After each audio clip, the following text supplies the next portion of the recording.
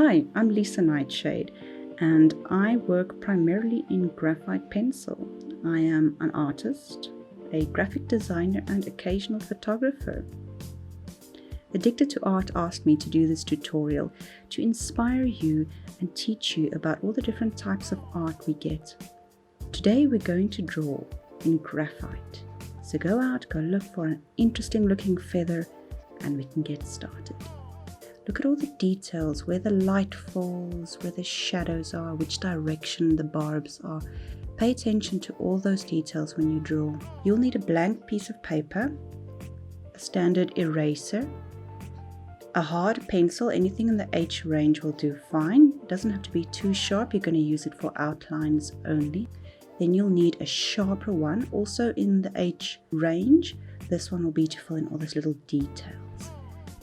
Then you'll need a soft pencil, preferably something in the B range, because that will be used for all the dark areas in the drawing. Then you'll need a pencil eraser, a paper stump for blending, a cotton bud, and a big old brush to brush away all the eraser dust. Your pencil eraser is to erase all those fine little spots where you need an extra highlight within your drawing. The cotton bud is if you want really soft, small bits of blending. It doesn't push too much graphite across the paper. The blending stub, that picks up a lot of graphite, so you can blend bigger areas. I like to use a thin paper stump. I made this one myself, and this is just to blend in some smaller details. And now you're going to do the outlines. If you have a look at your feather, you'll see it's basically an elongated oval with a stick through it. I'm using my blunt 2H pencil because I want the markings to be very light. You can barely see it on the drawing here, so that you can fill it in later or erase as you need be without damaging the fibers of the paper. Once you've got your basic outline and you're happy with it, then you can go in with your sharper H pencil. I'm using the 3H for that, to draw in all the fine edges on the sides and a little bit more detail.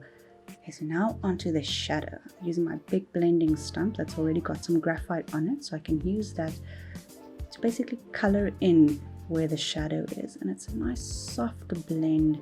So it's not a harsh line that you'll get with a sharp pencil. Something you can use a pencil, just make sure that you blend it out very well then. Okay, I'm going to need a little bit of darkness there, so I'm using my fine blender just to darken it up. There you can use your actual H pencil to just fill it in. Okay, now we can start filling in all the darker bits. So I'm back with my sharpened 3H pencil, just making it a little bit darker. Still not going too dark because you don't want to do a definite strong line. You want to keep it nice and soft and build it darker gradually. Because once you've put down a very dark definite line, it's difficult to erase it even with the pencil eraser. If you don't have a pencil eraser, you can also just use a sharp edge of your normal eraser, or you can use a kneadable or a putty eraser. All of the items I'm using here in this drawing are available on the Addicted to Art website, so get in touch with Natasha and she'll help you out. If you don't have an actual feather, you can use a photo as reference. Just make sure that it's got enough detail for you to do the drawing. Okay, now it's just a matter of filling in all the details. Just carry on and do every individual barb, every individual bit. The more time you spend on a drawing, the more realistic it'll be in the end.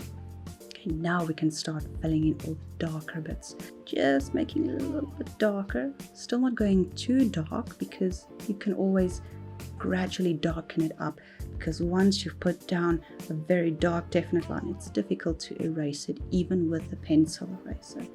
If you want to find out more about what type of pencil works the best for what type of drawing, I'll also include a link in the description, and you can also check out how I made my very own fine tip blender. It's easy to do with just a piece of scrap paper, no mess, no fuss, a little bit of patience, and you can have your own homemade blender. So with drawing, take your time, especially now we're all dealing with a lot of stress. We need to de-stress, we need to calm down. Whenever I feel things are a little bit too hectic and I'm too stressed out, I put on some good music or I listen to a nice audio book, grab a pencil and a piece of paper, whatever I can find around me, and I just draw. Doesn't matter if it's perfect, I just take the time to be present and just forget about all the worries in the world.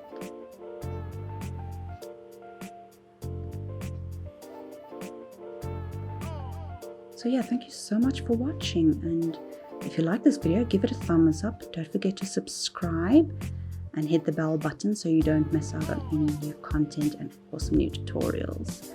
Until next time, goodbye.